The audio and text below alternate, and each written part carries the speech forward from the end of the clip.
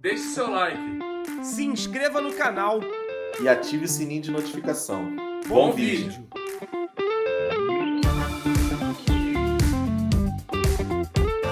Agora, rapidamente, sem explicações. Rossi, Wesley, Danilo, Léo Pereira e Varela. Pulgar, Alan e Luiz Araújo. Michael, Plata e Bruno Henrique. Queria que você pudesse comentar o que você acha dessa provável escalação e se é o suficiente para a gente vencer do Vasco no último clássico do Campeonato Carioca, nessa primeira fase de pontos corridos, né? Voltado, Rafa. Perdão, meu velho. Dos clássicos a serem enfrentados, o Vasco é o pior time, né?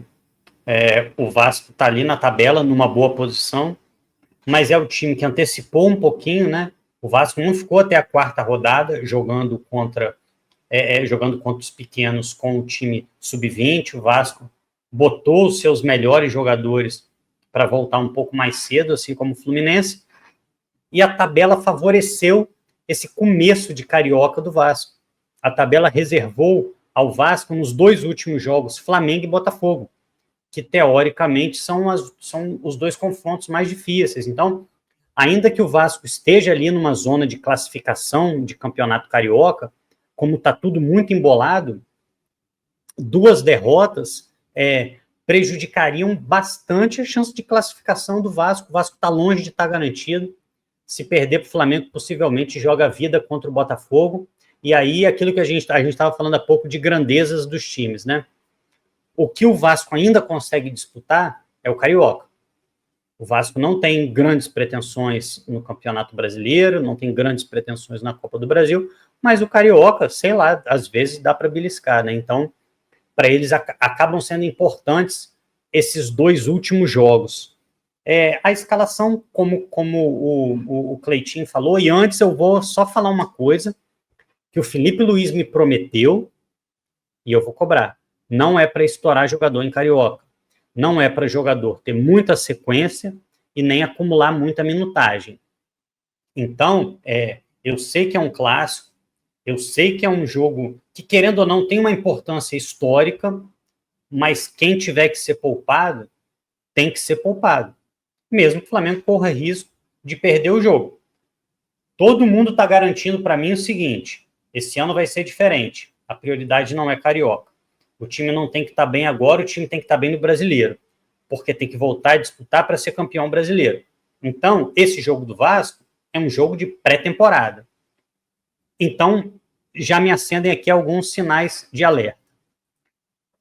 O Araújo está falando, o Wesley está jogando direto. Apesar de que o Wesley é muito jovem, tem muita vitalidade, né? Mas, lógico, tem que acender o alerta.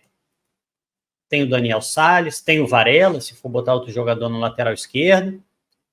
Mas o Wesley, por ser muito jovem, de repente ele consegue jogar. Zaga. E lembrando, né, Rafa, que o lateral esquerdo que atuou pelo Carioca no início da temporada foi dispensado pelo Flamengo, que foi o Zé Wellison, né? Eu não sabia. É o Wellington o nome dele. Zé Wellington, né? Ele foi liberado, ele não faz mais parte dos planos do Flamengo. Ele e aquele Caio Garcia, e aí tinha o Carlinhos, o Pablo e tinha mais um também. Eram 5 jogadores, eu não lembro agora os 5, faltou um. Um deles eu não lembro quem é, mas ele foi liberado para procurar. Eu não lembrava disso. Eu acho que ele já estava para estourar. Thiaguinho. Na verdade, o Thiaguinho eles conseguiram uma rescisão amigável, né? Bem lembrado. Ele já estava para estourar a idade sub-20. Não foi. Aliás, quando o Zé Wellington apareceu, ele disputava posição com um jogador chamado Marcos Paulo, que eu achava muito melhor que o Zé Wellington. Lógico, na base acontecem essas coisas, o jogador não se desenvolve, mas eu sempre gostei muito mais do Marcos Paulo, que acabou indo embora. Mas vamos falar do time aqui. Danilo também jogou contra o Botafogo. Aí tem que ver, não é nenhum absurdo um jogador jogar numa quarta e num sábado, ou numa quarta e num domingo. Mas a gente tem que ir levando, assim, bem em banho-maria. A prioridade não é agora. Acho que Varela fez uma partida muito boa como lateral esquerdo. Acho que ele até surpreendeu, improvisado. Como é importante, assim, ter jogadores que estejam disponíveis para jogar de outra forma, né? De de se doar pelo time. Pulgar e Alan como volantes.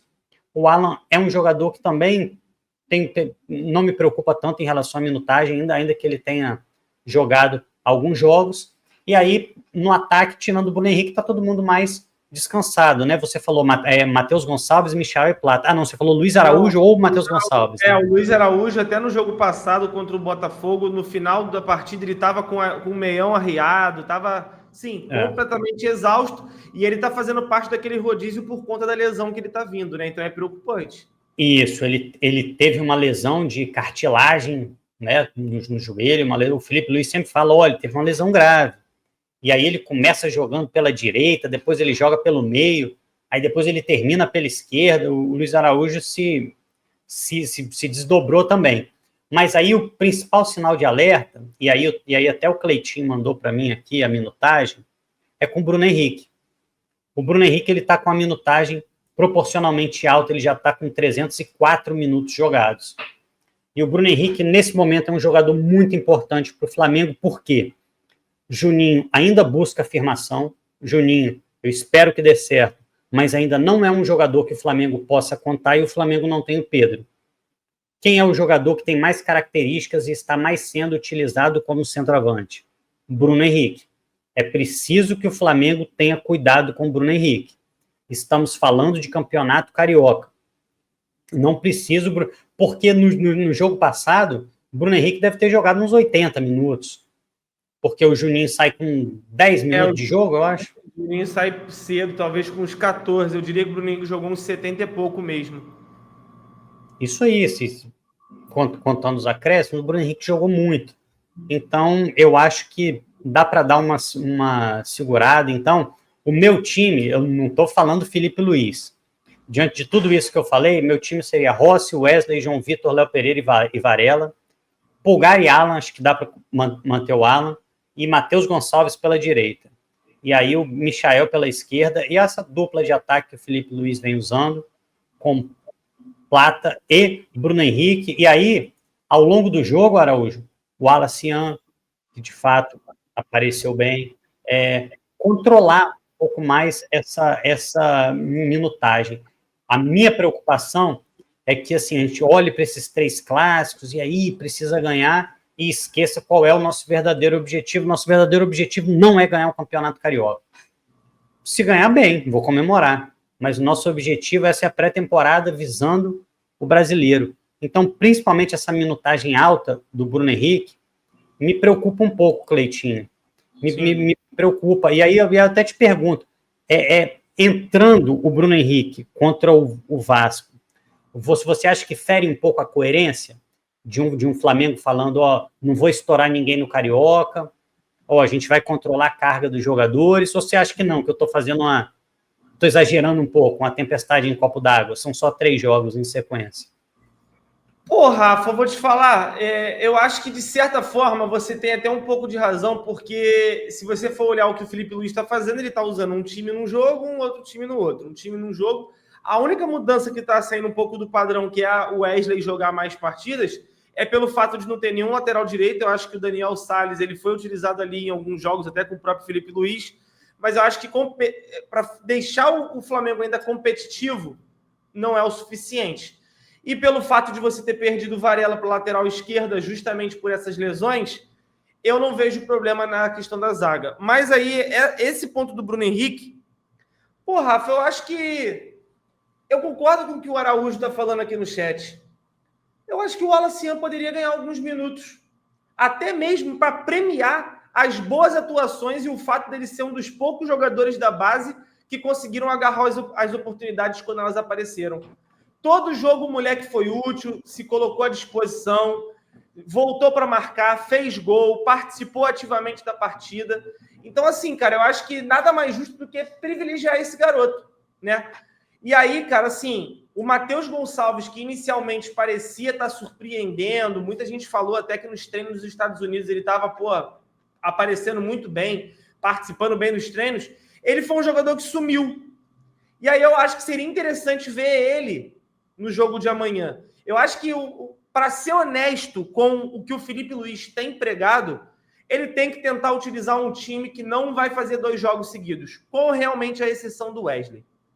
Né? Ele vai dar talvez 2 jogos para o Danilo, beleza, mas eu acho que é uma questão de condicionamento físico para um jogador que já estava em temporada em andamento.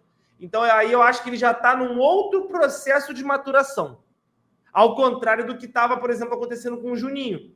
Né? O Juninho, por mais que tivesse em atividade, olha a liga que ele vem e olha a liga que o Danilo vem, é diferente. Então assim, o que eu espero de verdade é que o Felipe Luiz saiba dosar. O Bruno Henrique tá para estourar. Acusou. Não, mas eu só tenho o Bruno Henrique. Não. Dá para você tentar fazer alguma outra coisa. Dá para você botar o Wallace-An. Dá para você tentar improvisar algum outro jogador por ali. Dá para você, por exemplo, colocar o Plata centralizado, como ele já fez isso no passado. Entendeu? Então, assim, eu acho que é o momento de permitir com que todos os atletas tenham um ritmo de jogo e você não sacrificar ninguém. E aí, vamos supor, o Bruno Henrique é titular, joga, se lesiona. Ele não vai mais poder usar o discurso de que ele cuida dos jogadores. Não tá coerente, entende? E não é questão de nunca tá bom, reclamam demais. A gente está usando o que o Felipe Luiz está falando, cara. Se você interpreta o Felipe Luiz de outra forma, faz parte. Só que eu estou tentando lidar com o que ele tá jogando para mim. Toda coletiva ele fala que ele não vai sacrificar ninguém no Carioca e que se isso custar até o emprego dele, é isso. Então, irmão, não estava nos planos o Bruno Henrique entrar com poucos minutos. Assim como não estava nos planos, o Gerson fica fora desse jogo. Eu te garanto que o plano era o Gerson não jogar o próximo. E é por isso que o Gerson deve ter ficado puto porque foi expulso. Porque agora o Flamengo vai ter que usar ou o Luiz Araújo, que é o que está na provável escalação, ou o Matheus Gonçalves. E nenhum dos dois dá a característica que o Gerson tem. E aí eu acho que já entra até um assunto de carência, de elenco e tudo mais. Mas o fato é, se tiver que sacrificar um jogador por conta de um jogo contra o Vasco, por um campeonato que não tem apelo, que não tem premiação, e um campeonato que, convenhamos, Rafa, perdeu para o Vasco, beleza, ganhou o próximo jogo, está classificado. Tanto faz em que lugar você vai se classificar. Até porque a semifinal são 2 jogos e em 2 jogos tu tem que fazer mais do que o teu adversário. Mas o empate dá vantagem. Então joga para não empatar, pô. Simples, não tem mistério, né? E aí entra um grande ponto, que é o que você falou. Quando começar a Libertadores, ela coincide com as finais do Carioca. Ano passado a gente viu o que aconteceu. Mandamos o time reserva para jogar porque tinha final do Carioca. Olha a merda. Como será que o Felipe Luiz vai lidar com isso?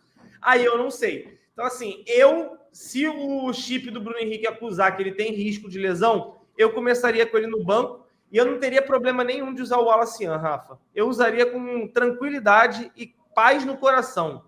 Amanhã, cara, é mais um jogo normal, um jogo para dar ali, ó, para soltar a musculatura da galera, deixa quem tem que descansar, entendeu? E bola para frente.